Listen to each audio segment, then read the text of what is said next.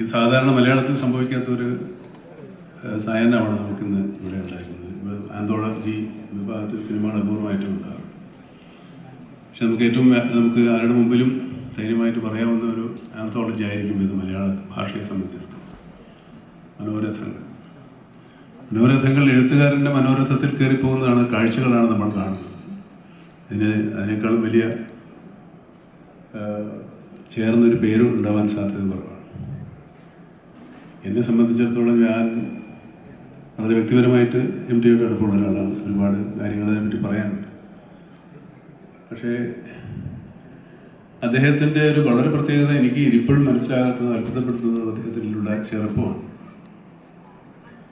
ചെറുപ്പം എന്ന് പറയുമ്പോൾ എല്ലാ കാര്യങ്ങളും പുതിയ ലോകത്ത് നടക്കുന്ന കാര്യങ്ങൾ, വിവിധ ഭാഷകളിൽ, ലോകത്തിലെ വിവിധ ഭാഷകളിൽ ഇറങ്ങുന്ന പുസ്തകങ്ങളെ പറ്റിയുള്ള അറിവ് അത് വായിച്ചിരിക്കുന്നു. ഈ അടുത്ത കാലത്ത് ആ പേര് ഞാൻ മറന്നുപോയി. തപ്പാൻ വേണ്ടി ഞാൻ ഫോൺ എടുത്തപ്പോഴാണ് എന്നെ വിളിച്ചത്. എനിക്കൊരു പുസ്തകം കൊടുത്തയച്ചിരുന്നു. രണ്ടാം ലോകമഹായുദ്ധ കാലത്ത് നടന്ന ഒരു സംഭവകഥയെ ആസ്പദമാക്കിയിട്ടുള്ള ഫിക്ഷനാണ്, ഡോക്ടർ ഫിക്ഷൻ. ഈ പുസ്തകം എനിക്ക് അശ്വതി കൊടുത്തയച്ചു. എനിക്ക് തന്നേക്കാൻ പറഞ്ഞിട്ട് MT 2 പുസ്തകങ്ങൾ എന്തെങ്കിലും ഒന്നാകാം. പക്ഷെ ഞാനത് വീട്ടിൽ കൊണ്ട് വെച്ചിരുന്നു. കുറേ കഴിഞ്ഞപ്പോൾ അത് എൻ്റെ മോളെടുത്ത് പൂർണ്ണമായിട്ടും വായിച്ചു. എന്നെ കൂടെ അത്ര വായിക്കുമ്പോൾ ഇത്രയുടെ ബുക്കാണ്. അപ്പോൾ എൻ്റെ മോള് വായിച്ചിഷ്ടപ്പെടുന്ന പുസ്തകങ്ങൾ വായിക്കുന്ന ആളാണ് അദ്ദേഹം. അപ്പോൾ ഞാനും അദ്ദേഹവും തമ്മിൽ വളരെ ദൂരമില്ലെങ്കിലും എൻ്റെ മോളും തമ്മിൽ ഒരുപാട് ദൂരമുണ്ട്. പക്ഷേ അവരറിയുന്ന സാഹിത്യത്തിലേക്ക്, സാഹിത്യ കാലത്ത് ജീവിക്കുന്ന ഒരാളാണ് സാഹിത്യരംഗത്ത്. എത്രത്തോളം അപ്ഡേറ്റഡ് ആണ്, എത്രത്തോളം തികച്ചും മുന്നോക്കി സഞ്ചരിക്കുന്നതാണ് എന്നാണ് എനിക്ക്. പിന്നെ കടുകണ്ണാവ ഒരു കഥ മാത്രമല്ല, 2 കഥകളാണ്. അവളുടെ ഓർമ്മയ്ക്ക്, അല്ലേ, നിന്റെ ഓർമ്മയ്ക്ക്. ഈ സിനിമ ഒരു വലിയ സിനിമയാക്കാൻ ഞാനും രഞ്ജിത്തും കൂടെ നോക്കിയതാണ്. കുറേ വലിയ കഥ, ഒരു പൂർണ്ണ സിനിമയായിട്ട് ഈ 40-30 മിനിറ്റിലല്ലാതെ 2 മണിക്കൂറിലൊന്നും സിനിമയാക്കാൻ വേണ്ടി അദ്ദേഹത്തെ സമീപിച്ചൊക്കെ അതിൻ്റെ തീരുമാനമൊക്കെ ഉണ്ടായത്. അതിൻ്റെ ഒരു വൈകല്യ കാരണം ഈ സിനിമ എടുക്കുമ്പോൾ ഞങ്ങൾ തമ്മിൽ അതിൻ്റെ ഒരു വൈകാരികമായ അടുപ്പം കൊണ്ട് ഇത് തന്നെ അങ്ങ് ആക്കാമെന്ന് തീരുമാനിച്ചതാണ്. വേറെ ഒരുപാട് കഥകളുണ്ട്. ഇതിന് എല്ലാത്തിലും അഭിനയിക്കാൻ എനിക്ക് ആഗ്രഹമുണ്ട്. എല്ലാം എനിക്ക് തരില്ലാത്തതുകൊണ്ട് എനിക്കൊന്നേ കിട്ടിയുള്ളൂ.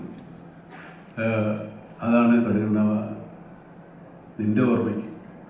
ഇതിന് കടുകണ്ണാവ എന്നുള്ള ടൈറ്റിലില്ലേ. ഞങ്ങളിത് MTയുടെ എന്താ പറയുക, കുറച്ച് ആത്മാംശമുള്ള സിനിമയാണ്, കഥയാണ്. 2 വേഷമാണ് എന്നോട് ചെയ്യാൻ പറഞ്ഞിരുന്നത്. പക്ഷെ പിന്നെ അതും ചുരുങ്ങി ഒന്നായി. അങ്ങനെ മൊത്തത്തിൽ എന്നെ കുറുക്കിയെടുത്തിരിക്കുകയാണ് സിനിമയിൽ. കുറച്ചേ ഉള്ളൂ, പക്ഷെ നല്ല ഒരു നൊസ്റ്റാൾജിയ ഉണ്ടാക്കുന്നൊരു സിനിമയാണ്. നമ്മൾ പലരും MT വായിക്കാൻ തുടങ്ങിയ കാലത്ത്, അല്ലെങ്കിൽ അങ്ങനെയുള്ള സിനിമകളെ നമുക്ക് ഇഷ്ടപ്പെടാൻ തുടങ്ങിയ കാലത്ത്, തറവാടും വിദേശത്ത് പോയ അച്ഛനുമൊക്കെ ആയിട്ടുള്ള ഒരു കഥ.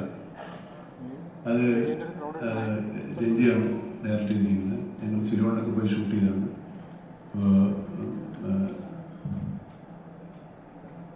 മഹേഷ് പറഞ്ഞതുപോലെ ഞങ്ങളും ഫോറിലാണ് ഷൂട്ട് ചെയ്തത്. മഹേഷിൻ്റെ പടം കാനഡയിലാണ് ഷൂട്ട് ചെയ്തത്, ഞങ്ങളുടെ പടം ശ്രീലങ്കയിലാണ് ഷൂട്ട് ചെയ്തത്. അങ്ങനെ പ്രത്യേകത സിനിമയാണ്. MTയെ സംബന്ധിച്ചിടത്തോളം അദ്ദേഹം ഈ സിനിമയ്ക്ക്, അല്ലെങ്കിൽ ഈ തിരക്കഥയ്ക്ക് ഒരു സാഹിത്യ രൂപം ഉണ്ടായിരുന്നില്ല. തിരക്കഥയ്ക്ക് എങ്ങനെ വായനക്കാരുണ്ടായിരുന്നില്ല, ഒരു സാഹിത്യ രൂപം ഉണ്ടായിരുന്നു. അത് MTയുടെ തിരക്കഥകൾ വായിച്ചിട്ടാണ് സിനിമയ്ക്ക് ഒരു സാഹിത്യമുണ്ട് എന്ന് നമ്മൾ മനസ്സിലാക്കി. അതിനുമുമ്പ് സിനിമ ഉണ്ടായിട്ടുണ്ട്, ലോകോത്തര തിരക്കഥകളൊക്കെ ഉണ്ടായിട്ടുണ്ട്. അപ്പോൾ മലയാളത്തെ സംബന്ധിച്ചിടത്തോളം തിരക്കഥ അച്ചടിച്ച് MTയാണ് അതിൻ്റെ ഒരു ആരംഭക്കുറിച്ചാണ്. അച്ചടിച്ച് അത് സാഹിത്യ രൂപമായി പുറത്തിറക്കി. അതിന് പിൽക്കാലത്ത് സിനിമാ വിദ്യാർത്ഥികൾക്ക് എല്ലാവർക്കും ആ തിരക്കഥകൾ ഒരുപാട് ഉപകാരപ്പെടും. ഞാൻ MTയുടെ കഥകൾ വായിക്കുമ്പോൾ ഞാൻ തിരക്കഥയായിട്ടാണ് കാണുന്നത്. എനിക്ക് എഴുതാനൊന്നും പറ്റിയില്ല. അതിലൊക്കെ ഏതെങ്കിലും ഒരു കഥാപാത്രമായിട്ട് മാറുന്നൊരു സ്വഭാവമൊക്കെ പണ്ടുപോലുണ്ട്. ഇപ്പോഴും അതൊക്കെ നോക്കുന്നുണ്ട്. അതായത് കഥ വായിക്കാൻ ഒരു കഥ, ഒരു 10 പേജോ അല്ല 5 പേജോ 4 പേജോ ഉള്ള കഥ വായിച്ച് ഏതെങ്കിലും ഒരു TV-യിലോ അല്ലെങ്കിൽ യൂട്യൂബിലോ കൊടുക്കാൻ വേണ്ടി വായിച്ചാണ്. ഇതുവരെ നടന്നിട്ടില്ല. ഏതെങ്കിലും ഒരു കഥ എടുത്തോളം പറഞ്ഞു. എനിക്ക് തിരഞ്ഞെടുക്കാൻ പറ്റിയില്ലാത്തതുകൊണ്ടാണ് ഇതിൽ പോയത്. അതിൽ ഇത്രയൊക്കെ ആയി. ഇത് മലയാളത്തിൽ ആദ്യ സംരംഭം പോലെയാണ്. MTക്ക് പ്രായം ആയിട്ടില്ല. MTക്ക് 1 വർഷം കൂടെ ആയിട്ട് അത്രേ ഉള്ളൂ. എൻ്റെ ഹൃദയം നിറഞ്ഞ ജന്മദിനാശംസ. ആയുസ്സും ആരോഗ്യവും ഉണ്ടാവട്ടെ എന്ന് പ്രാർത്ഥിക്കുന്നു.